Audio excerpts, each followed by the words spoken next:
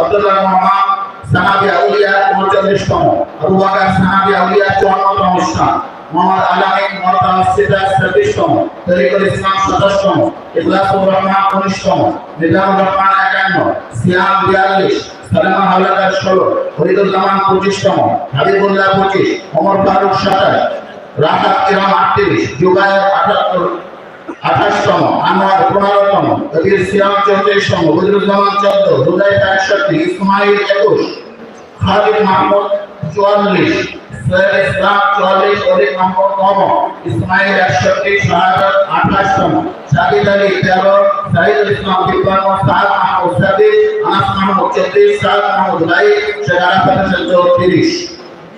ইবতেদাইয়া পঞ্চম শ্রেণীতে যারা বেদাতালিক ইসলাম পেয়েছে তারা হলো তারিক জামিল, মুরসালিন আওলাদার, মামুন হোসেন, ইমাম সরদার, গোলাম রসুল, আলবি হাসান জামিল, আহনাব আবিদ সাইদি, আল আমিন, রবিউল ইসলাম, আবিদ হোসেন, সাইদুল জামান, মুজাহিদ সালাতুল ইব্রাহিম, আবু সাআদ। মাদ্রাসায় বার্ষিক পরীক্ষায় প্রথমার্ধিত ইসলাম অধিকারী যারা বর্ষা জামাতে উসামা ইফতার প্রথম, দ্বিতীয় সাইফুল ইসলাম, তাফসীরে ফিরদাউস প্রথম, দ্বিতীয় ইমরান, জালালাইন সালমান প্রথম, আবিদ হাসান দ্বিতীয়, কাফিয়া মাহফুজ প্রথম, শাকির আহমদ দ্বিতীয়, হিদায়াতুল মুহাম্মদ প্রথম, দ্বিতীয় সাদিক নিজাম, নিজাম আকিব প্রথম, দ্বিতীয় আরাফাত হোসেন, চতুর্থ শ্রেণীতে জুলাই প্রথম এবং জিহাদ দ্বিতীয়। পরীক্ষা মেধা তালিকা ও বাৎসরিক পরীক্ষায় প্রথম ইসলাম অধিকারীদের মধ্যে এই পুরস্কার বিতরণী শেষ হলো। পুরস্কার করে তোমরা মুফতি আব্দুল্লাহ থেকে নিয়ে নিবে সুযোগ। বিষয়টি আরেকবার আপনাদেরকে আপনারা যে অনুদান দেন, আমরা যে পড়াশোনা করাই এটা ভালো হয় জন্য বলছি।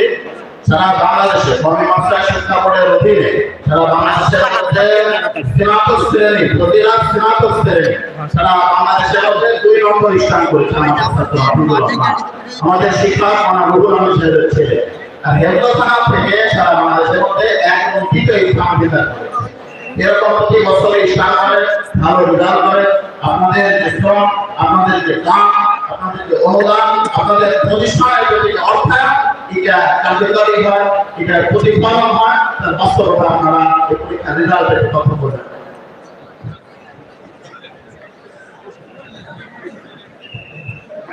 আলহামদুলিল্লাহ, আপনারা পর্যন্ত মাদ্রাসার আয় ব্যয়, বাকি দেওয়া এবং পুরস্কার অনুষ্ঠান এবং লেখাপড়ার মান সম্পর্কে অবগতি লাভ করেছেন।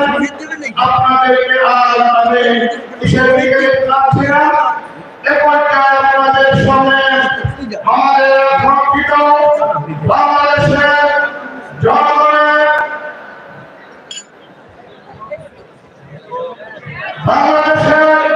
জনগণের মুক্তির বিষয়ে মজলুম জনতা শাইখুল হাদিস আমাদের রহমান জাতীয় নেতৃবৃন্দ, অন্যতম জাতীয় নেতা হেফাজুল ইসলামের মাননীয় যুগ্ম মহাসচিব শাইখুল হাদিস আল্লামা মামুনুল হক, শাইখুল হাদিস আল্লামা মামুনুল হক আজকে তিনি তার গুরুত্বপূর্ণ আলোচনা পেশ করবেন।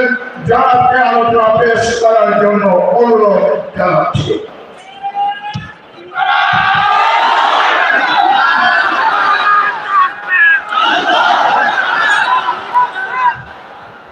আসসালামু আলাইকুম ওয়া রাহমাতুল্লাহ। আলহামদুলিল্লাহ الحمد لله نحمده ونستعينه ونستغفره ونؤمن به ونتوكل عليه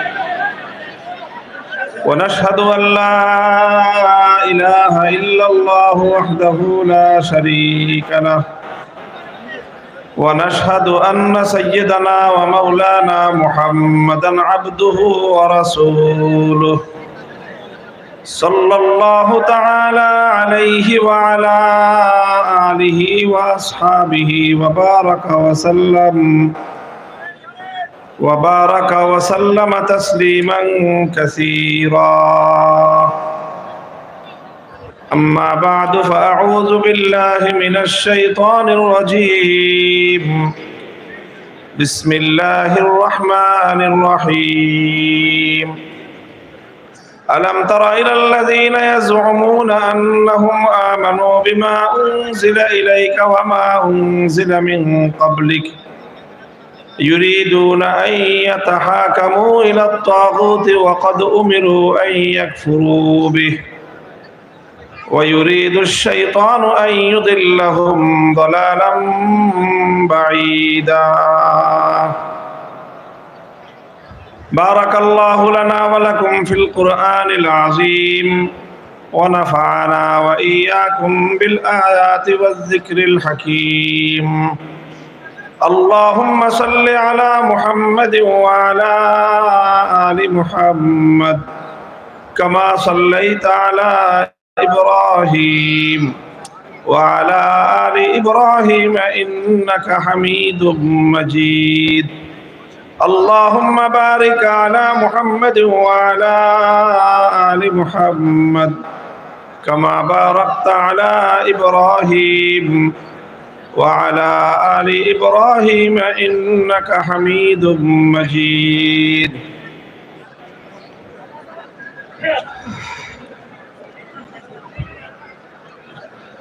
محترم হযরত সদরে জলসা, উপস্থিত হযরত উলামায়ে কেরাম, সম্মানিত শ্রদ্ধাভাজন আমার মুরব্বী সাহেবান, সমবেত ইসলাম প্রিয়, কোরআন প্রেমিক, নবী প্রেমিক, তাওহীদি মুসলমান ভাই ও বন্ধুগণ, আমার প্রাণ প্রিয় তালেবানে উলুমে নবুয়ত এবং অন্যান্য ছাত্র বন্ধুগণ, দক্ষিণ বাংলার প্রাণ কেন্দ্র খুলনার ঐতিহ্যবাহী কেন্দ্রীয় শিক্ষা প্রতিষ্ঠান দারুল উলুম খুলনার বার্ষিক এবং সালানা মাহফিলে 2 দিনের শেষ লগনে আল্লাহ আমাদেরকে সমবেত হওয়ার, থাকার এবং দিনই কিছু আলোচনা করার তৌফিক দান করেছেন, সুযোগ করে দিয়েছেন।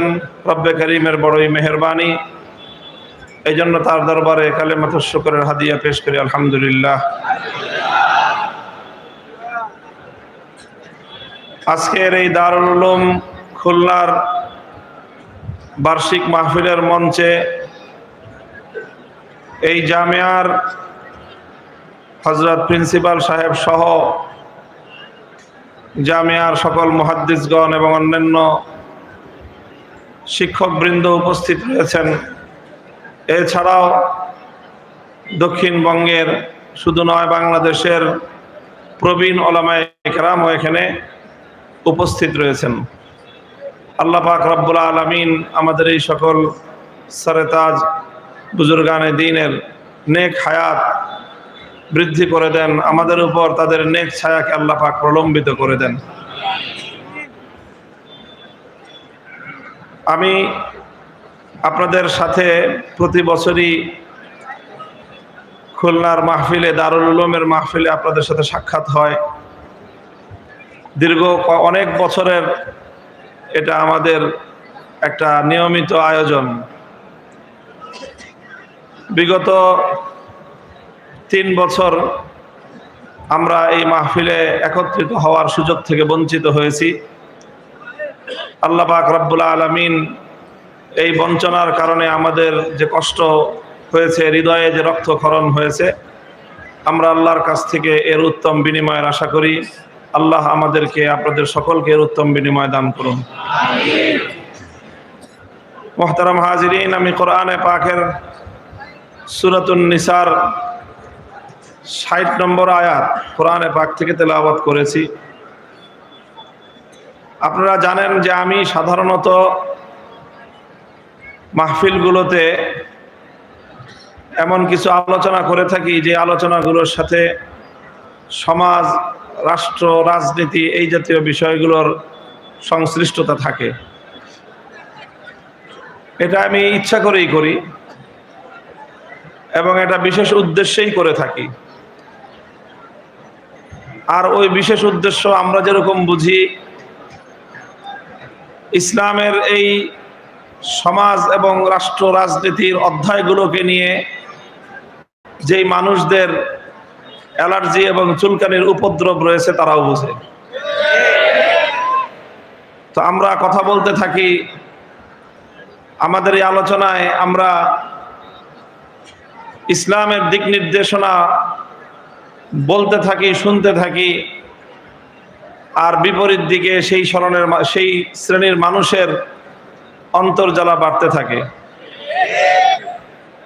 তখন তাদের যতই অন্তর্জ্বালা হোক না কেন, আমরা আল্লাহর কোরআনের ভাষায় তাদেরকে কথা বলা ছাড়া আমাদের আর কোনোই উপায় নাই। কুল মুতু বিগাইজিকুম, তোমরা তোমাদের এই অন্তর্জ্বালায় পুড়তে থাকো আর মরতে থাকো, আমরা কোরআনের কথাগুলো বলতেই থাকবো। এই কথাগুলো বলার জন্যই পৃথিবীতে আমাদের আবির্ভাব, আল্লাহর পক্ষ থেকে আমাদের উপর দায়িত্ব ন্যস্ত। ইসলামের বহুবিধ কাজের মধ্য থেকে আমরা তাকসিমে কার, ইসলামের অনেক কাজ রয়েছে, সেই কাজগুলোকে আমরা কর্মবন্টনের মাধ্যমে এক একজন এক একটা দায়িত্ব পালন করি। আমাদের মধ্যে একদল মানুষ আছেন দায়িত্বশীল, তারা শুধুমাত্র ছাত্রদের ক্লাসরুম, দর্স এবং তাদরিসের পঠন পাঠন নিয়েই তারা ব্যস্ত থাকেন। আমরা তাদেরকে ওই কাজে নিয়োগ করে রেখেছি। আমাদের কিছু লোক আছেন যারা এই সকল শিক্ষার্থীরা যখন শিক্ষা জীবন সমাপ্ত করে, তাদের আরো আত্মার পরিশুদ্ধির লক্ষ্যে বিভিন্ন খানকাহের মাধ্যমে আত্মার পরিশুদ্ধি ঘটিয়ে তাদেরকে ইসলাহে বাতেনের জন্য তাদের মেহনতের একটা তরতিব এবং একটা নিজাম চলতে থাকে। সেই কাজের জন্য আমাদের পক্ষ থেকে উলামায়ে কেরামের এক জামাত সেখানে নিয়োজিত আছেন, যারা সাধারণ নবীন আলেমদের যেরকম আত্মশুদ্ধির কাজ করে থাকেন, সাধারণ ধর্মপ্রাণ মুসলমানদের মধ্যেও তাদের আত্মার পরিশুদ্ধির জন্য তারা মেহনত করে থাকেন। ওটা আমাদের কাজের আরেকটা অধ্যায় এবং আরেকটা বিভাগ। আমাদের আরো কিছু লোক, তারা মানুষের কাছে দ্বীনের দাওয়াত পৌঁছানোর জন্য নানা কৌশলে, নানা পদ্ধতিতে দাওয়াতের মেহনত নিয়ে মানুষের দুয়ারে দুয়ারে চলতে থাকেন, ঘুরতে থাকেন। সেটাও আমাদেরই আরেকটা কাজ এবং সেই কাজের জন্য উলামায়ে কেরামের পক্ষ থেকে বিরাট এক জামাত নিয়োজিত আছেন। ঠিক ওইরকম ভাবেই উলামায়ে কেরামের পক্ষ থেকে আল্লাহর এই জমিনে আল্লাহর দ্বীনকে বিজয়ী করবার জন্য, সমাজ এবং রাষ্ট্রে ইসলাম বিরোধী সকল অপতৎপরতাকে মোকাবেলা করবার জন্য, ইসলাম বিরোধী সকল কার্যক্রমকে রুখে দেওয়ার জন্য, প্রতিরোধ করবার জন্য যা করতে হয় তা বলা এবং করার জন্য কিছু মানুষের দায়িত্বে নিয়োজিত আছে। তারা সেই কাজ করতে থাকে।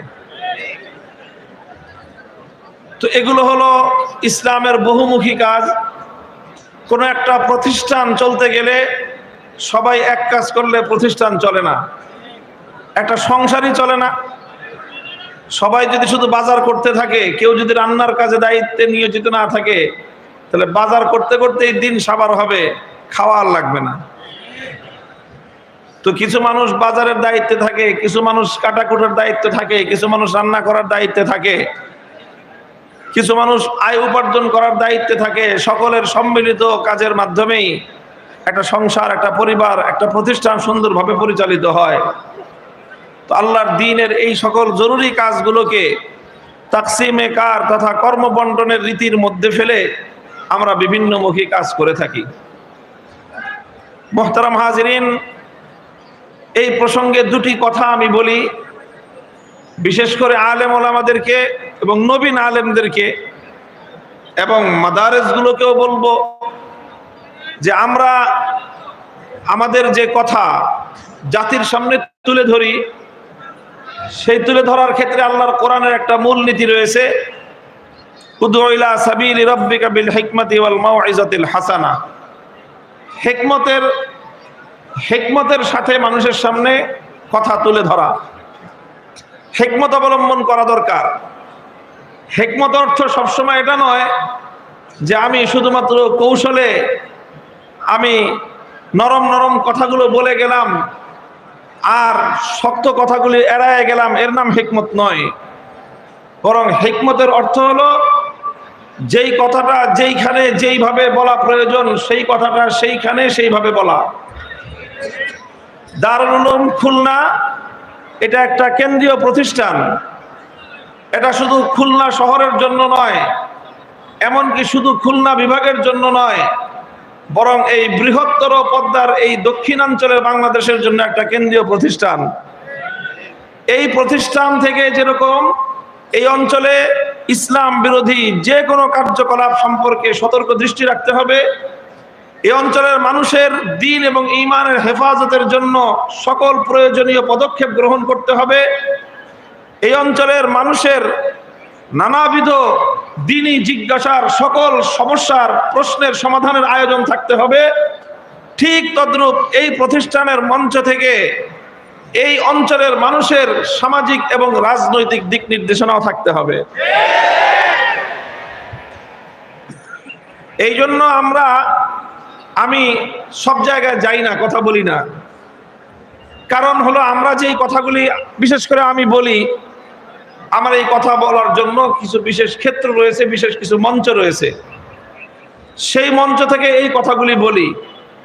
দারুল উলুম খুলনার মঞ্চ থেকে যেই কথা বলা যায়, বলা উচিত, একটা আঞ্চলিক ছোট্ট মক্তব একটা হেফজখানার মঞ্চ থেকে সেই কথা বলা উচিত না।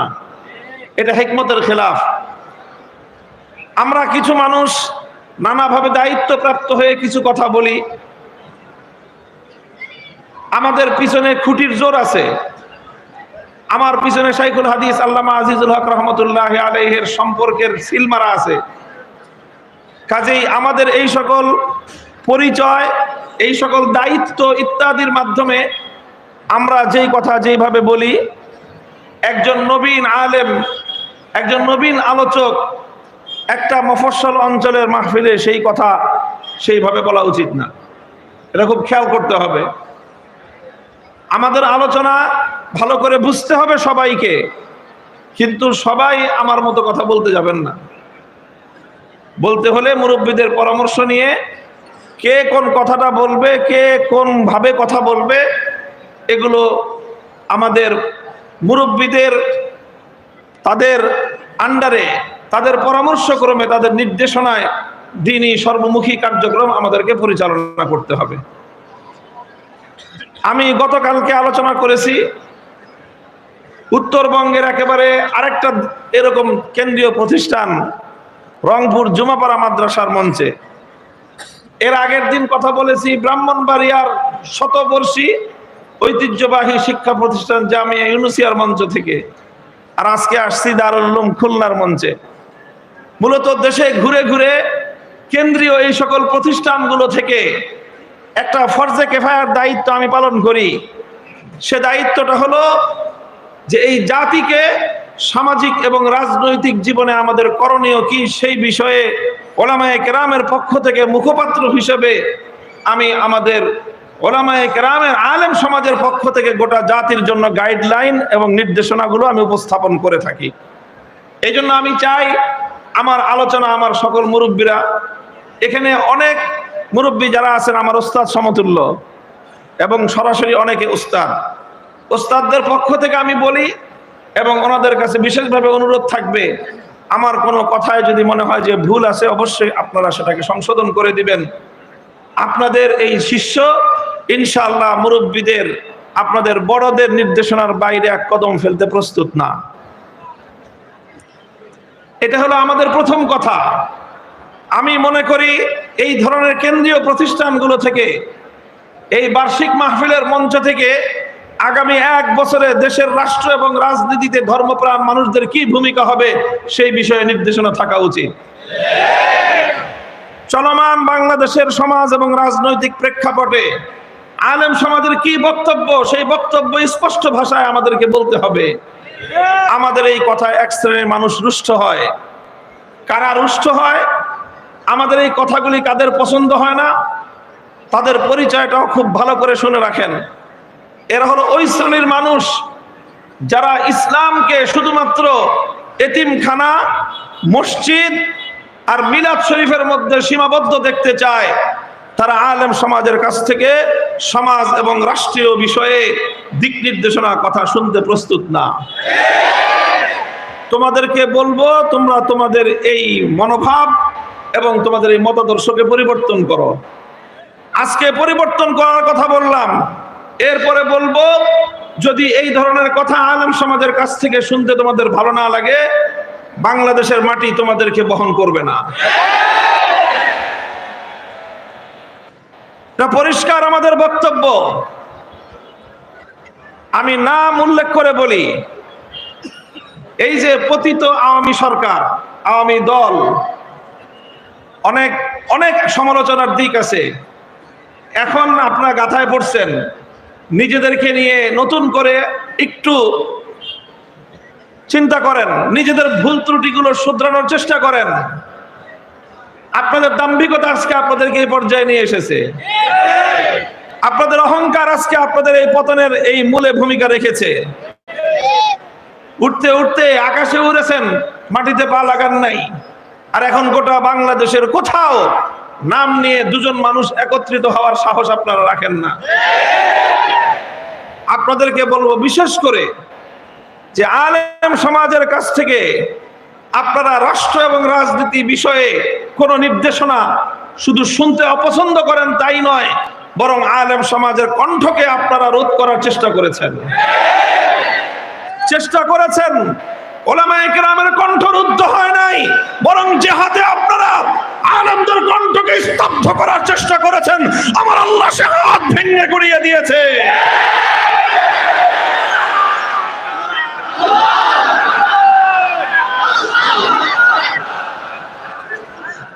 মুহতারাম হাজিরিন, আমি শুধু একটা দলের নাম উল্লেখ করলাম, কারণ নাম উল্লেখ না করলে অনেকে আবার বুঝতে পারে না যে তাদের ভুলটা কোথায়।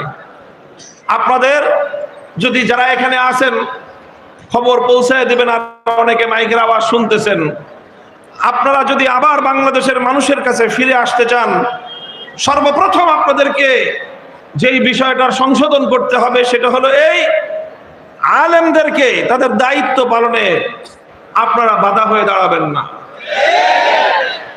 মাহফিলের মঞ্চে, মিম্বারে, মসজিদের মিম্বারে দাঁড়িয়ে ওলামায়ে কেরাম কি বলবেন সে বিষয়গুলোর ব্যাপারে আপনারা আপনাদের গাইডলাইন দেওয়ার চেষ্টা করবেন না।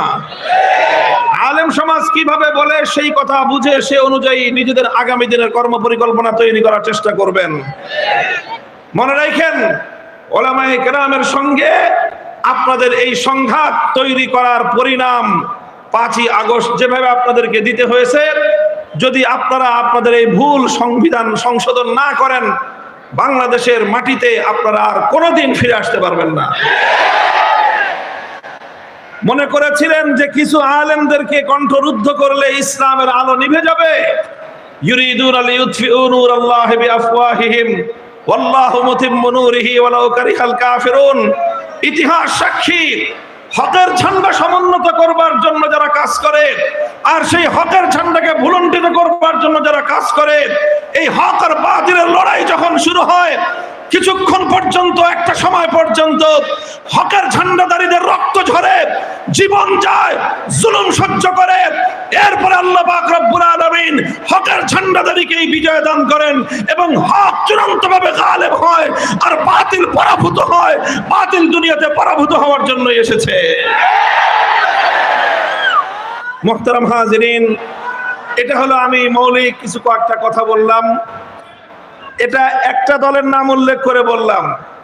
অপর দল বা অন্যান্যরা মনে করবেন না যে আপনারা সব একেবারে ধোয়া পাক পবিত্র। তাদেরকে দেখে দেখে আপনারা মাঝে মাঝে এই ধরনের চর্চা করার চিন্তা করেন। বাংলাদেশে একটা কালচার ব্যাপকভাবে উলামায়ে কেরাম এটাকে সম্মিলিতভাবে রুখে দাঁড়াতে হবে। সেটা হলো ধর্মীয় কার্যক্রমে, ইসলামের বিভিন্ন মুখে কার্যক্রমে কিছু রাজনৈতিক নেতৃবৃন্দ তারা খবরদারি করবার চেষ্টা চালায়। মাহফিলের মঞ্চগুলোতে তারা খবরদারি করার চেষ্টা করে। এই মাহফিলের মঞ্চগুলো এগুলো পয়গম্বরদের উত্তরাধিকারের মঞ্চ। এখানে যারা আল্লাহর কোরআন এবং নবীর সুন্নাহর এলেমের ধারক বাহক, শুধুমাত্র তাদেরই খবরদারি চলবে, তাদেরই নেতৃত্ব চলবে। কোন মাহফিলের মঞ্চে কোন রাজনৈতিক নেতার খবরদারি আগামী দিনে বাংলাদেশে যেন না দেখা যায়।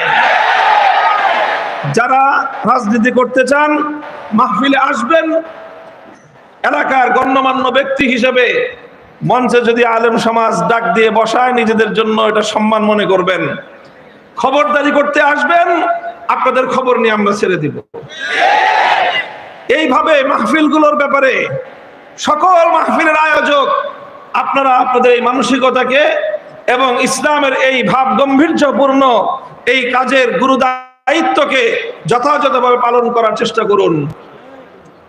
সকল রাজনৈতিক দলগুলোকে বলে দেই, আপনাদের পক্ষ থেকে আপনারা সহযোগিতা করবেন, খবরদারি করার চেষ্টা করবেন না ইনশাআল্লাহ। 2024 সালের এই পরিবর্তন চোখে আঙ্গুল দিয়ে দেখিয়ে দিয়েছে বাংলাদেশের এই মাটি ইসলামী বিপ্লবের জন্য অনেক উর্বর। এদেশের মানুষ উলামায়ে কেরামের কাছ থেকে তারা তাদের দিক নির্দেশ কি শুরু করছে এই লোকটা কি জন্য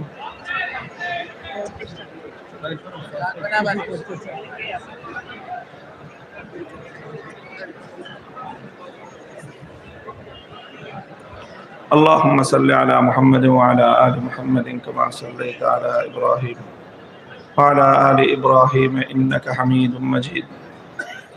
এগুলো আমি কিছু মৌলিক কথা বললাম। আমি আশা করি উলামায়ে কেরাম আমার এই কথাগুলোকে পর্যালোচনা করবেন। যদি এই কথার মধ্যে কোনো সংশোধনী থাকে তাহলে আমরা সেই সংশোধনী করে নিব, আমি আমার সংশোধনী করে নিব। আর যদি এই কথাগুলো উলামায়ে কেরামের ইসলামিক অনুষ্ঠানগুলির আয়োজকদের যদি এই কথাগুলি অনুসরণীয় হয়ে থাকে তাহলে আগামী দিনে আমরা এই কথাগুলি অনুসরণ করব। মনে রাখবেন যে মাটি যখন কাদা থাকে নরম থাকে তখন তাকে দিয়ে যেইভাবে ইচ্ছা সেইভাবে পাত্র বানানো যায়। মাটি যখন শক্ত হয়ে যায় তখন তাকে দিয়ে আর কোনো পাত্র মনের মতো করে তৈরি করা যায় না। বাংলাদেশের আগস্ট বিপ্লবের পরবর্তী এই সময়ে বাংলাদেশের মাটি এখন কিছুটা কাদা আছে। এখন আমরা আগামী দিনের জন্য যেইভাবে ডাইস তৈরি করব আগামী দিনের বাংলাদেশ সেভাবেই চলবে। আগামী দিনের ইসলামী প্রিয় জনতা সেভাবে চলবে। বাংলাদেশের প্রত্যেকটা কাজ ইনশাআল্লাহ সেভাবেই চলবে। আর আমরা যদি এই সময়ে আমরা যদি কোনোভাবে আমাদের দায়িত্ব পালনের সচেতনতার পরিচয় দিতে ব্যর্থ হই তাহলে এই মাটি শক্ত হয়ে আবার সেই আগের জাহেলিয়াতের যুগ ফিরে আসবে। আইয়ামে জাহেলিয়াতের পর আল্লাহর পয়গম্বর মুহাম্মদ আরবি সাল্লাল্লাহু আলাইহি ওয়াসাল্লামের বিপ্লবের মধ্য দিয়ে সেই আইয়ামে জাহেলিয়াতের পতন ঘটেছিল।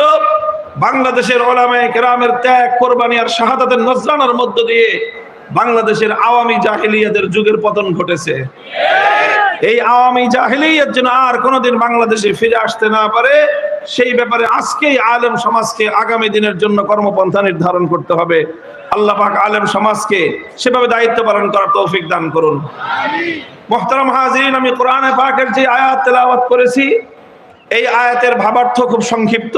এভাবে আল্লাহ বলছেন, আলাম তারা ইলাল্লাযীনা ইয়াজউমুনা আন্নাহুম আমানু বিমা উনজিলা ইলাইকা ওয়া মা উনজিলা মিন ক্বাবলিকা ইউরিদুন, যারা আল্লাহ পাকের কোরআন এবং আসমানি কিতাবকে বিশ্বাস করে বলে নিজেদের পরিচয় দেয়। ইয়াজউমুন, তারা দাবি করে যে আন্নাহুম আমানু, যে তারা ঈমানদার। নিজেরা নিজেদেরকে ঈমানদার বলে দাবি করে, নিজেরা নিজেদেরকে মুসলমান এবং মুমিন বলে পরিচয় দেয়, অথচ ইউরিদুন আইয়াতাহাকামু ইলাত তাগুত, তারা নিজেদেরকে ইমানদার বলে দাবি করার পরেও আল্লাহ পাক ক্ষোভ আর খেদ নিয়ে আল্লাহ অভিযোগের সুরে বলতেছেন যে তারা নিজেদেরকে ইমানদার বলে দাবি করার পরেও তারা তাগুতের কাছে বিচার প্রার্থনা করে এবং তারা তাগুতের কাছে সিদ্ধান্ত চায়। কথা পরিষ্কার, যারা নিজেদেরকে ইমানদার বলে দাবি করে আল্লাহ পাক এই এক শ্রেণীর ইমানদার হিসেবে দাবিকারী মুসলিম আত্মপরিচয়ের দাবিদার এক শ্রেণীর মানুষের ব্যাপারে আল্লাহ পাক অভিযোগ করছেন যে তারা তাদের ঈমানের দাবির বিরুদ্ধাচরণ করে, তারা তাদের ঈমানের দাবির প্রতি কোনো শ্রদ্ধা এবং সম্মান প্রদর্শন না করে তারা তাগুতের কাছে বিচার প্রার্থনা করে এবং তাগুতের সিদ্ধান্ত চায়। আল্লাহ বলছেন এই কর্মকাণ্ডের মাধ্যমে ওয়ায়ুরিদুশ শাইতানু আন ইউদিল্লাহুম দালালাম বাঈদা, তারা শয়তানের শিকারে পরিণত হয় এবং শয়তান তাদেরকে গুমরাহ এবং বিভ্রান্ত করে ছাড়ে। কথাটা পরিষ্কার হলো এই যে যারা ইমানদার বলে দাবি করে সেই ইমানদার দাবিদার কিছু মানুষের মধ্যে একটা চরিত্র আছে, সেই চরিত্রটা হলো ইউরিদুনা আইয়াতাহাকামু ইলা তাগুত, যে তারা তাগুতের দ্বারস্থ হয়, তারা তাগুতের কাছে বিচার প্রার্থনা করে এবং তারা তাগুতের কাছ থেকে সিদ্ধান্ত কামনা করে। কোরআনের এই আয়াত দ্ব্যর্থহীন ভাবে এ কথা বলে। আমার পর্যবেক্ষণ হলো আজ মুসলমানদের মধ্যে সবচেয়ে বেশি সংখ্যক মুসলমান যেই কারণে ঈমান হারা হয়ে রয়েছে অথচ তারা নিজেদেরকে ঈমানদার বলে দাবি করছে, সেটা হলো তারা আল্লাহর স্থানে তাগুতকে বসিয়ে তারা তাগুতের আনুগত্য করছে, আল্লাহর আনুগত্য পরিহার করে, আর এভাবে তারা সকলেই ঈমান হারা হয়ে বেঈমানে পরিণত হয়েছে। তাফসীরের আলোচনা করেছেন, তারা সকলেই নিজ নিজ ভাষায় তাগুতের সংজ্ঞা উল্লেখ করেছেন, তাদের ভাষায় তাগুতের সংজ্ঞা উল্লেখ করেছেন। তাদের সকলের সংজ্ঞাগুলোকে একত্রিত করলে তাগুতের যেই পরিচয় আমি পাই সেই পরিচয়টা আমি আমার ভাষায় আপনাদেরকে সহজভাবে উপস্থাপন করছি। তাগুত বলা হয় প্রত্যেক ওই ব্যক্তি বা বস্তুকে, এক কথায় বলতে গেলে ওই গায়রুল্লাহকে, যেই গায়রুল্লাহ আল্লাহর নির্ধারিত আসনে নিজেকে সমাসীন করে অথবা অন্য কেউ তাকে আল্লাহর আসনে সমাসীন করার পর সে তাতে সম্মতি জ্ঞাপন করে, তাকেই বলা হয় তাগুত। কথাটা আবার বুঝেন, খুব গুরুত্বপূর্ণ ঈমানের প্রসঙ্গের বিষয়। এটা তাওহীদ এবং শিরকের একটা প্রশ্ন। এই প্রশ্ন যারা না বুঝে তারা, বহু মানুষ নিজেদের অজান্তে প্রতিদিন শিরকের মধ্যে লিপ্ত আছে। আর যে ব্যক্তি শিরকের মধ্যে লিপ্ত থাকে 1000 রাকাত নামাজ পড়লেও 1 রাকাত নামাজের কানাকড়ি মূল্য থাকে না। প্রথম বুঝেন, আল্লাহ পাকের জন্য নির্ধারিত কিছু বৈশিষ্ট্য রয়েছে। কার বৈশিষ্ট্য বললাম? বলেন কার বৈশিষ্ট্য? আল্লাহর জন্য নির্ধারিত কিছু বৈশিষ্ট্য রয়েছে, সেগুলো আল্লাহ পাকের জন্যই নির্ধারিত। এটা আল্লাহর সংরক্ষিত আসন। যে আসনটা আল্লাহর জন্য সংরক্ষিত, সেই সংরক্ষিত আসনে কোনো গায়রুল্লাহ যদি বসে নিজে ইচ্ছায় বসে পড়ে অথবা অন্য কেউ যদি তাকে আল্লাহর সংরক্ষিত আসনে বসায় আর সে যদি তাতে সম্মত থাকে, তাহলে তাকেই বলা হয় তাগুত। যেমন একটা আমি দৃষ্টান্তের মাধ্যমে বলি, আল্লাহ পাকের জন্য একটা বিশেষ বৈশিষ্ট্য যেটা আল্লাহর জন্য সংরক্ষিত এবং নির্ধারিত, সেটা হলো এই কায়নাতের মধ্যে, সৃষ্টি জগতের মধ্যে ইবাদতের একমাত্র উপযুক্ত কে? চিৎকার করে বলেন, ইবাদতের একমাত্র উপযুক্ত কে? অন্য কারো জন্য ইবাদত হতে পারে? তো ইবাদত আল্লাহর জন্যই নির্ধারিত। এখন কেউ যদি আল্লাহর জন্য যে ইবাদত নির্ধারিত, ইবাদতের প্রাপ্য এবং ইবাদতের হকদার একমাত্র আল্লাহ, এখন আল্লাহর জায়গায় কোনো গায়রুল্লাহ যদি নিজের জন্য ইবাদত কামনা করে অথবা অন্য কেউ যদি কোনো গায়রুল্লাহকে ইবাদত প্রাপ্তির জায়গায় অর্থাৎ মাহবুদের জায়গায় বসায়, তাহলে যেই গায়রুল্লাহকে মাহবুদের জায়গায় বসানো হলো সেই গায়রুল্লাহকেই বলা হবে তাগুত। যেরকম ধরেন সেজদা পাওয়ার মালিক একমাত্র কে? ইবাদত পাওয়ার একমাত্র হকদার কে? এখন সেই ইবাদতকে আল্লাহর জন্য না করে কেউ যদি লাত, মানাত, উজ্জা, হুবাল এই সকল মূর্তিগুলোকে ইবাদত করে, তাহলে কি হলো? ইবাদতের আসন, ইবাদত প্রাপ্তির আসন একমাত্র সংরক্ষিত ছিল কার জন্য? আল্লাহর। সেই সংরক্ষিত আসনে যখন লাতকে বসানো হলো, তো লাত হলো তাগুত। ইবাদত পাওয়ার একমাত্র হকদার হলেন আল্লাহ। সেই ইবাদত পাওয়ার জায়গায় যদি কেউ মানাত বা উজ্জা বা হুবালকে বসায়, তখন সেই লাত, মানাত, উজ্জাকে বলা হয় তাগুত। আল্লাহর জন্য যে ইবাদত নির্ধারিত, সেই আল্লাহকে ইবাদত না করে কেউ যদি দুর্গা, সরস্বতী, কালী ইত্যাদি দেবতার মূর্তিগুলোকে পূজা করে এবং আল্লাহর জন্য নির্ধারিত সংরক্ষিত আসনে এই সকল মূর্তিগুলোকে যদি কেউ স্থাপন করে, তখন সেই মূর্তিগুলোকে বলা হয় তাগুত। অর্থাৎ ইবাদত যেটা একমাত্র আল্লাহর জন্য নির্ধারিত ছিল, সেই ইবাদত আল্লাহর জন্য না করে যখন কোনো গায়রুল্লাহর জন্য ইবাদত করা হলো, তো যেই গায়রুল্লাহর জন্য ইবাদত করা হয় সেই গায়রুল্লাহকে বলা হয় তাগুত। বুঝা গেল? সুতরাং লাত এটা কি একটা তাগুত, দুর্গা এটা কি একটা, কালী এটা কি একটা, সরস্বতী এটা কি, যত কিছুর পূজা করা হয় সবগুলোকে বলা হয় তাগুত।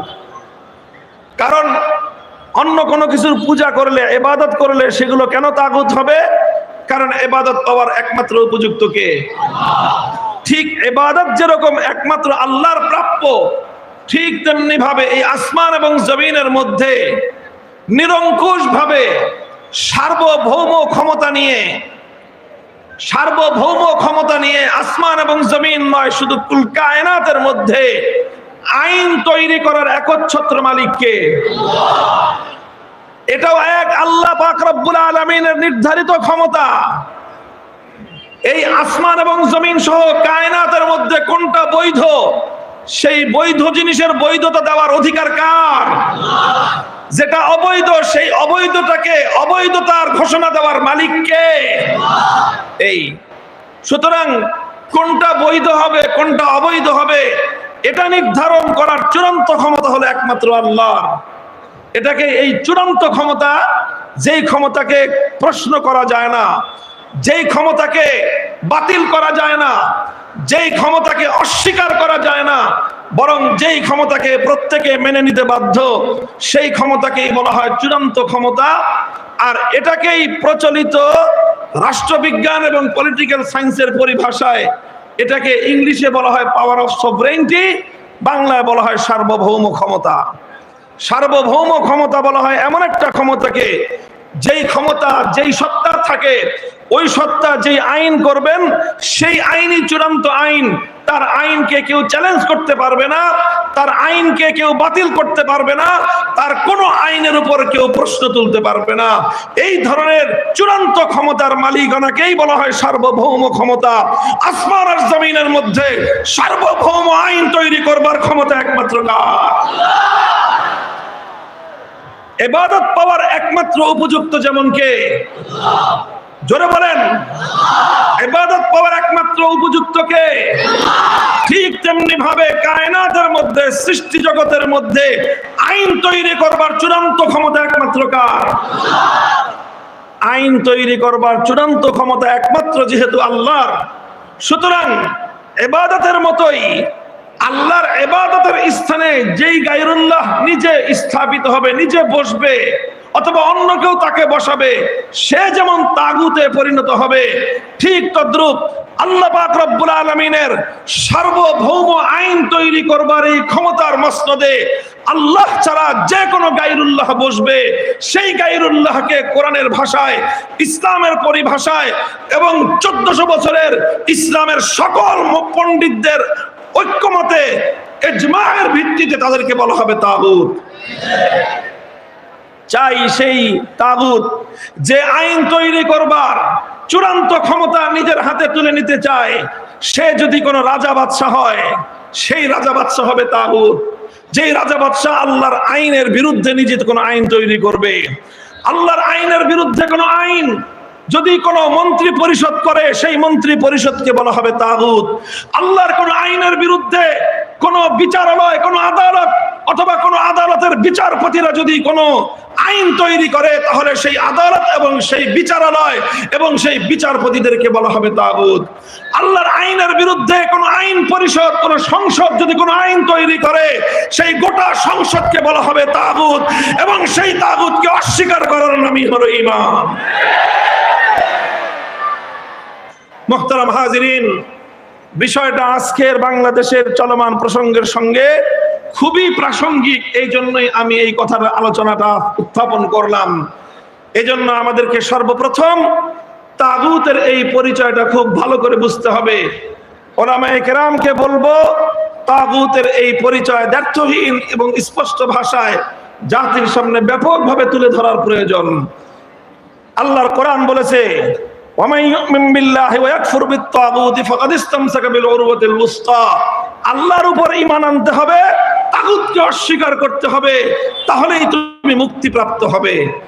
আর যদি তুমি আল্লাহর উপরে ঈমান আনো, তাগুতকেও তুমি বিশ্বাস করো, তাহলে তুমি হলো ভণ্ড ঈমানদার। কারণ তাগুতের ঈমান আর আল্লাহর ঈমান কখনো একত্রিত হতে পারে না। রাতের অন্ধকার আর দিনের আলো যেমন একত্রিত হতে পারে না, ঠিক তেমনি ভাবে আল্লাহর উপর ঈমান এবং তাগুতের উপর বিশ্বাস একত্রিত হতে পারে না।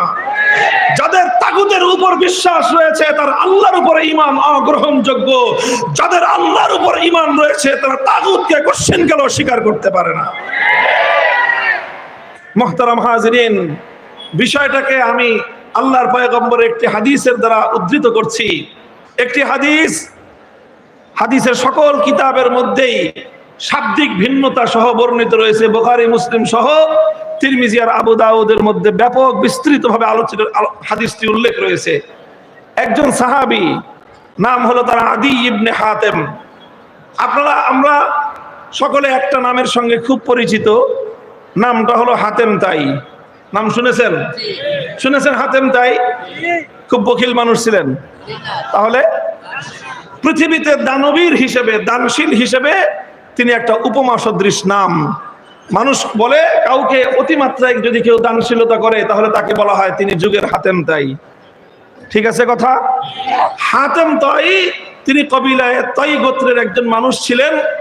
আল্লাহর রাসূল সাল্লাল্লাহু আলাইহি ওয়াসাল্লামের একটু আগের মানুষ, কাজেই তিনি নবীজিকে পান নাই এবং নবীর উপর ঈমান আনার সৌভাগ্য এবং সুযোগও তার হয় নাই। তবে তার ছেলের নাম ছিল আদি ইবনে হাতেম। ইনি আল্লাহর পয়গম্বরের সাক্ষাতের পূর্বে ছিলেন খ্রিস্টান। শুধু খ্রিস্টান নয়, বরং একজন খ্রিস্টান ধর্মীয় নেতা, খ্রিস্টানদের মধ্যে একজন অনুসরণীয় ব্যক্তি ছিলেন, তার গোত্র প্রধান ছিলেন। আদি ইবনে হাতেম রাদিয়াল্লাহু আনহু ইসলাম গ্রহণ করলেন। ইসলাম গ্রহণ করার পর থেকে আল্লাহর নবী ওনাকে অনেক সম্মান করতেন, মর্যাদা দিতেন। এটা আমার নবীর একটা নীতি ছিল যে আনজিলুন নাস মানাজিলাহুম, যে সম্মানিত তাকে সম্মানের আসন দান করো। এই জন্য আদি ইবনে হাতেম সম্পর্কে হাদিসের পাতায় পাওয়া যায়, আদি ইবনে হাতেম আল্লাহর নবীর কাছে আসলে নবীজি তাকে সমীহ করতেন, কখনো কখনো দাঁড়িয়ে যেতেন, কখনো কখনো জায়গা ছেড়ে দিয়ে আদি ইবনে হাতেমকে বসার স্পেস তৈরি করে দিতেন। এরকম সম্মানজনক সম্মানিত একজন ব্যক্তি ছিলেন আদি ইবনে হাতেম। ইসলাম গ্রহণ করার পূর্বে তিনি একজন আহলে কিতাব ছিলেন। পূর্ববর্তী আসমানি কিতাব ইনজিল, তাওরাত সম্পর্কে তার ঈমান ছিল। সেই আদি ইবনে হাতেম রাদিয়াল্লাহু আনহু একবার নবী করিম সাল্লাল্লাহু আলাইহি ওয়াসাল্লামের নিকট এসে সূরা বারাতের একটি আয়াত সম্পর্কে প্রশ্ন উত্থাপন করলেন। ইয়া রাসূলুল্লাহ, কোরআনে পাকের সূরাতুল বারাতের মধ্যে আমাদের ইহুদি এবং খ্রিস্টানদের সম্পর্কে একটা অভিযোগ করা হয়েছে। আমি একজন খ্রিস্টান ছিলাম, সাধারণ খ্রিস্টান নয়, বরং একজন জ্ঞানী শিক্ষিত খ্রিস্টান ছিলাম। সুতরাং খ্রিস্টান ধর্মের আদ্যপান্ত সবই আমার জানা আছে। আমার জানা মতে খ্রিস্টানদের মধ্যে যেই দোষটা নাই, এমন একটা দোষ আল্লাহ পাক কোরআনে পাকের মধ্যে খ্রিস্টানদের এবং ইহুদিদের দোষ বলে অভিহিত করে অভিযুক্ত করেছেন। বিষয়টা আমার বুঝে আসতেছে না, এই জন্য আমি আপনার কাছে এটার ব্যাখ্যা জানতে চাই। প্রশ্নটা বুঝতে পারলেন? আল্লাহ রাসূল সাল্লাল্লাহু আলাইহি ওয়াসাল্লাম জানতে চাইলেন কোন অভিযোগ। সূরাতুল বারাতের আয়াত তেলাওয়াত করলেন আদি ইবনে হাতেম রাদিয়াল্লাহু আনহু। আল্লাহর কোরআন সূরাতুল বারাতের মধ্যে বলেছে, ইত্তাখাযু আহবারহুম ওয়া রুহবানাহুম আরবাবাম মিন দুনিল্লাহ ইত্তাখাযু আহবারাহুম ওয়া রুহবানাহুম আরবাবাম মিন দুনিল্লাহ।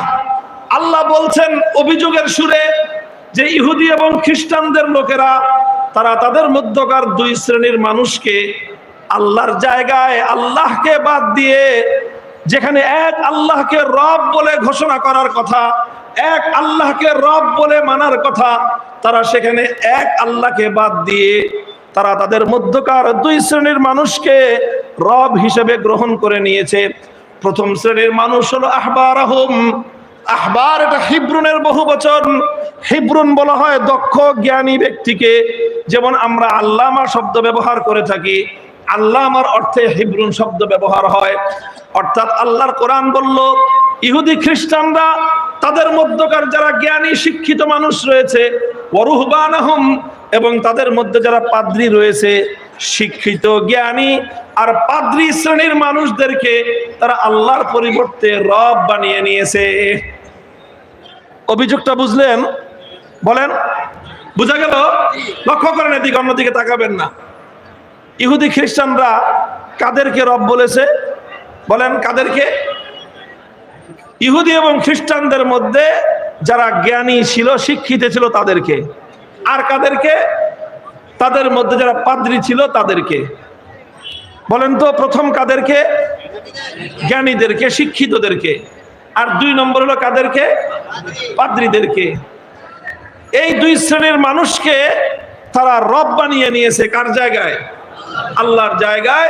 এটা হলো আল্লাহর কোরআনের অভিযোগ ইহুদি এবং খ্রিস্টানদের সম্পর্কে।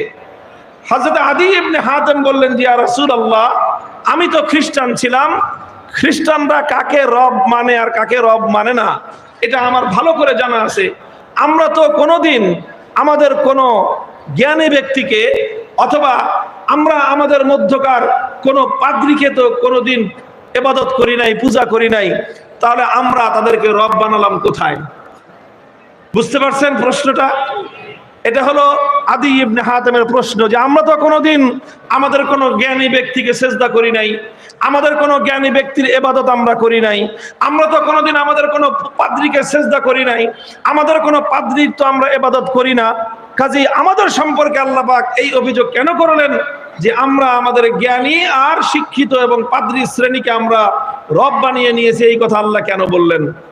তখন রাসূল সাল্লাল্লাহু আলাইহি ওয়াসাল্লাম পাল্টা প্রশ্ন করলেন, এবং নবীর সেই প্রশ্নটা বিভিন্ন হাদিসে শব্দের পার্থক্যে ঠিক অনেকটা এভাবে এসেছে। আল্লাহর নবী বললেন পাল্টা প্রশ্নে, আলাস্তুম হাররামতুম মা হাররামুহু ওয়া আহলালতুম মা আহাল্লুহু।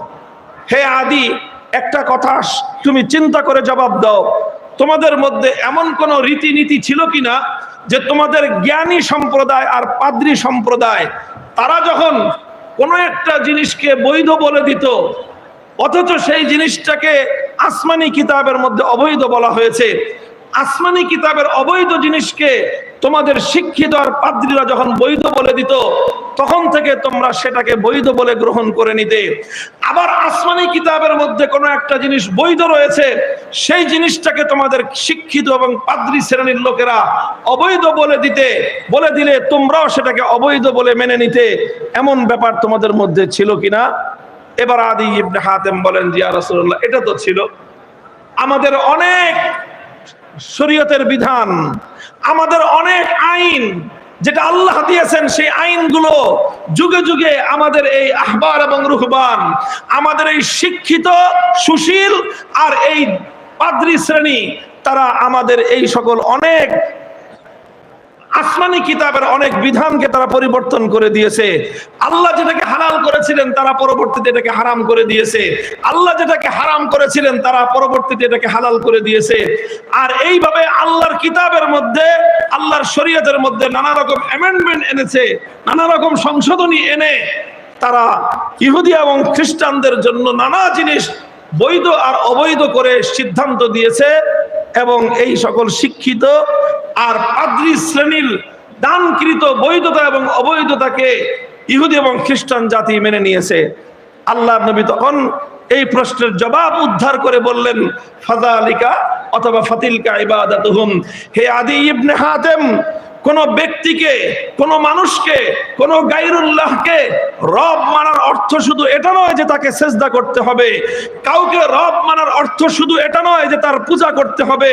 বরং তুমি যখন আল্লাহর আইনের বিপরীতে কোন মানুষের আইনকে যখন তুমি মেনে নিলা, আল্লাহ যেটাকে বৈধ বলেছেন তার বিরুদ্ধে গিয়ে কোন মানুষ যখন কোন একটা জিনিসকে অবৈধ বলল, আর মানুষের অবৈধটাকে তুমি অবৈধ হিসেবে গ্রহণ করলা, মানুষের বৈধতাটাকে তুমি বৈধতা বলে গ্রহণ করলা, আল্লাহটাকে উপেক্ষা করে গায়রুল্লাহটাকে যখন তুমি গ্রহণ করলা, তখন তুমি সেই গায়রুল্লাহকে আল্লাহর জন্য নির্ধারিত সংরক্ষিত আসন তুমি দান করলা। আর এটাই হলো সেই গায়রুল্লাহকে পূজা করা আর ইবাদত করার নামান্তর। এই হাদিস দ্বারা স্পষ্ট বোঝা যায়, এই হাদিস দ্বারা স্পষ্ট বোঝা যায় যে তাগুত দুই শ্রেণীর হয় মানব সমাজের মধ্যে।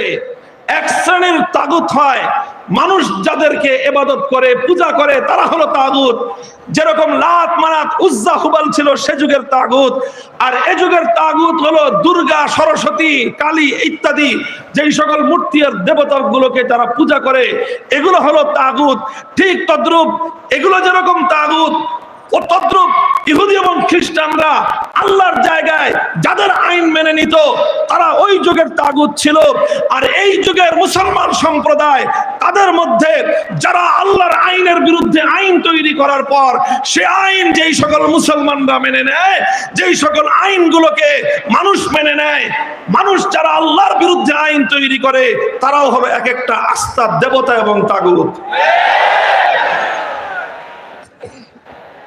কাজেই হে ঈমানদার, যদি তোমাকে ঈমানের উপর অবিচল থাকতে হয়, তোমাকে যদি ঈমান আল্লাহর নিকট গ্রহণযোগ্য করতে হয়, শুধু আল্লাহর ইবাদত করলেই তুমি শুধুমাত্র একত্ববাদী হতে পারো না। একত্ববাদী হওয়ার জন্য ইবাদত যেরকম একমাত্র আল্লাহর জন্য করতে হবে, একত্ববাদী হওয়ার জন্য ঠিক তদ্রূপ আইন তৈরি করার চূড়ান্ত ক্ষমতা একমাত্র আল্লাহর, এ কথা তোমাকে বিশ্বাস করতে হবে। একটা হলো তাওহীদ ফিল উলুহিয়্যাহ, তাওহীদ ফিল ইবাদাহ। একটা হলো ইবাদতের ক্ষেত্রে একত্ববাদ, আরেকটা হলো তাওহীদ ফিল হাকিমিয়্যাহ, আইন তৈরি করবার ক্ষেত্রেও একত্ববাদ। আল্লাহর একত্ববাদ শুধুমাত্র ইবাদতের ক্ষেত্রে মানলেই ঈমানদার হওয়া যায় না। ইবাদতের ক্ষেত্রে যেরকম আল্লাহর একত্ববাদকে বিশ্বাস করতে হয়, ঠিক তদ্রূপ আইন তৈরি করবার সার্বভৌম ক্ষমতার ক্ষেত্রেও আল্লাহ রাব্বুল আলামিনের তাওহীদ ফিল হাকিমিয়্যাতকে মানতে হবে। যারা তাওহীদ ফিল হাকিমিয়্যাতকে মানে না তারা ওই রকম মুশরিক যারা সরস্বতীর পূজা করে, দুর্গার পূজা করলে একজন মানুষ যেই রকম মুশরিক হয়, আল্লাহর আইনের বিরুদ্ধে মানব রচিত কোন আইন মেনে নিলে একজন মানুষ তার সমান মুশরিক হয়। সমাজে মুসলমান নামধারী গিজ গিজ করতেছে মুশরিক, মসজিদের মধ্যে নামাজের জন্য যারা কাতার হয়ে দাঁড়ায় গিজ গিজ করতেছে মুশরিক। হজ করে আসতেছে প্রতিবার, ডবল হাজি, ট্রিপল হাজি, চৌবল হাজি, প্রতি বছর হজ করে, প্রতি বছর উমরা করে, অথচ এই সকল হাজি আর গাজীদের মধ্যে গিজ গিজ করতেছে মুশরিক। কারণ তারা আল্লাহ পাকের তাওহীদ ফিল হাকিমিয়্যাতকে বিশ্বাস করে না। আইন তৈরি করার ক্ষেত্রে আল্লাহর তাওহীদ এবং একত্ববাদকে তারা বিশ্বাস করে না। মুহতারাম হাজিরিন, এই তাওহীদ ফিল হাকিমিয়্যাতকে আজ আমাদেরকে বুঝতে হবে, ভালো করে মানতে হবে এবং জাতির মধ্যে এই দাওয়াত এবং এই মিশন বাস্তবায়ন করতে হবে।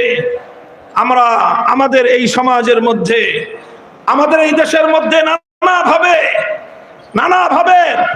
এই তাওহীদুল হাকিমিয়্যাহকে অস্বীকার করে মানুষের কাঁধের উপর মানব রচিত আল্লাহর আইন বিরোধী আইনকে জাতির উপর চাপিয়ে দিয়ে এই জাতির জন্য শত শত বছর ধরে এক অভিশপ্ত শিরকের অভিশাপ আমাদের গলার উপর চাপিয়ে দেওয়া হয়েছে। মুসলমানদের ইতিহাস পর্যালোচনা করলে দেখা যায় মুসলমানদের মধ্যে এই ধরনের শিরক ছিল না। এই যে তাওহীদ ফিল হাকিমিয়্যাহকে অস্বীকার করা, আল্লাহর আইন ছাড়া, আল্লাহর আইনের জায়গায় কোনো গায়রুল্লাহর আইনকে বিশ্বাস করা, মেনে নেওয়া, এই অভিশপ্ত ধারা মুসলমানদের মধ্যে ছিল না। খায়রুল কুরুনে ছিল না, সাহাবীদের যুগে ছিল না, তাবেঈদের যুগে ছিল না, তাবেঈদের যুগে ছিল না, খেলাফতে বনু উমাইয়ার যুগে ছিল না, খেলাফতে বনু আব্বাসিয়ার যুগেও ছিল না। সর্বপ্রথম মুসলমানদের মধ্যে এই অভিশপ্ত ধারা যেই ব্যক্তি এবং যেই সম্প্রদায় স্থাপন করলো, সেই সম্প্রদায়কে বলা হয় তাতারি সম্প্রদায়। তাতারি সম্প্রদায়েরা সর্বপ্রথম তাদের নেতা চেঙ্গিস খানের পক্ষ থেকে প্রণীত কিছু আইন, সেই আইনকেই তারা সমাজের মধ্যে, রাষ্ট্রের মধ্যে আল্লাহর আইনের বিরুদ্ধে গিয়ে সেই আইনকে তারা কার্যকর করলো, যেটাকে তারা ইয়াসেক বলতো। ইতিহাস এবং তাফসীরের কিতাবের পাতায় এভাবেই পাওয়া যায়। এই অভিশপ্ত ধারা মুসলমানদের উপর চালু হওয়ার পর মুসলিম উলামায়ে কেরাম, মুসলমানদের শাসকবর্গ, মুসলমানদের মুজাহিদিন ইসলাম অনেক রক্তের বিনিময়ে, অনেক ত্যাগের কোরবানির বিনিময়ে আবার মুসলমানদের ভিতর থেকে এই অভিশপ্ত ধারাকে বাতিল করেছে, উচ্ছেদ করেছে।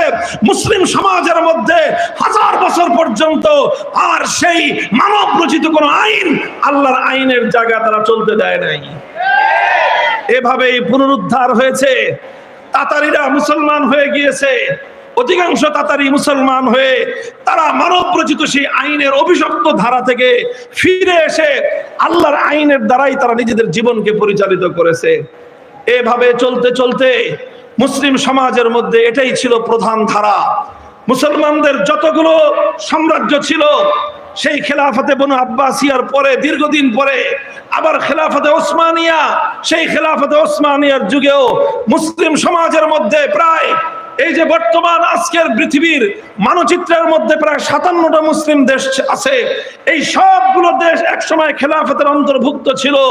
আর প্রতিটা দেশে খেলাফতের অন্তর্ভুক্তির কারণে সেখানে আইন চলতে একমাত্র কার? চিৎকার করে বলেন, আইন চলতে একমাত্র কার? এটা ছিল মুসলমানদের ঈমানের বিষয়। মুসলমানরা যেরকম ইবাদতের ক্ষেত্রে এক আল্লাহর একত্ববাদকে বিশ্বাস করত, আইন তৈরি করার ক্ষেত্রে আল্লাহর একত্ববাদকে মুসলমানরা বিশ্বাস করত। আর এজন্যই মুসলমানরাই ছিল পৃথিবীতে একমাত্র একত্ববাদী জাতি। মুসলমানদের শত্রুরা ষড়যন্ত্র করে মুসলমানদের এই একত্ববাদকে কেড়ে নেওয়ার পায়তারা করলো। আর এরপরে ইউরোপের শিল্প বিপ্লবের পরে যখন ইউরোপ ইসলামের উপর, মুসলিম বিশ্বের উপর সাম্রাজ্যবাদী আগ্রাসন পরিচালনা করলো, মুসলমানদের বিশাল একটা অঞ্চল ব্রিটিশরা দখল করে ব্রিটিশ সাম্রাজ্যের অন্তর্ভুক্ত করে নিল। মুসলমানদের আরেকটা বিশাল অঞ্চল ফ্রান্স দখল করে ফ্রান্সের সাম্রাজ্যের অন্তর্ভুক্ত করে নিল। আরেকটা বিশাল অঞ্চল ইতালি দখল করে ইতালির সাম্রাজ্য সেখানে স্থাপন করলো। ইতালিয়ান সাম্রাজ্য, ফ্রান্সিসি সাম্রাজ্য আর এই ব্রিটিশ সাম্রাজ্য, তারা মুসলিম সমাজের মধ্যে সবচেয়ে ভয়ঙ্কর যে কাজটা করলো, সেই কাজ হলো মুসলিম সমাজ থেকে আইনের ক্ষেত্রে আল্লাহ পাকের একত্ববাদ, তাওহীদ ফিল হাকিমিয়্যাত কে উৎখাত করে আল্লাহর আইনের জায়গায় তারা তাদের পক্ষ থেকে মানব রচিত আইন জাতির উপর, মুসলমানদের উপর চাপিয়ে দিল। এই যখন মুসলমানদের উপর যখন এই অভিশাপ চেপে বসলো, মুসলমানদের উপর যখন এই অভিশাপ চেপে বসলো, মুসলমানদের অভিভাবক আলেম সমাজ এক মুহূর্তের জন্য নীরব আর নিস্তব্ধ হয়ে যাননি। মুসলমানদের উপর এই অভিশাপ চেপে বসার সঙ্গে সঙ্গে পৃথিবীর প্রতিটি জনপদ থেকে মজলুম উলামায়ে কেরাম তাদের জীবনের মায়াকে ত্যাগ করে জানকে হাতের উপর নিয়ে এই তাওহীদ ফিল হাকিমিয়্যাত, আল্লাহর একত্ববাদকে বাস্তবায়ন করার জন্য সাম্রাজ্যবাদের বিরুদ্ধে অসম লড়াই আর যুদ্ধ শুরু করে দিলেন।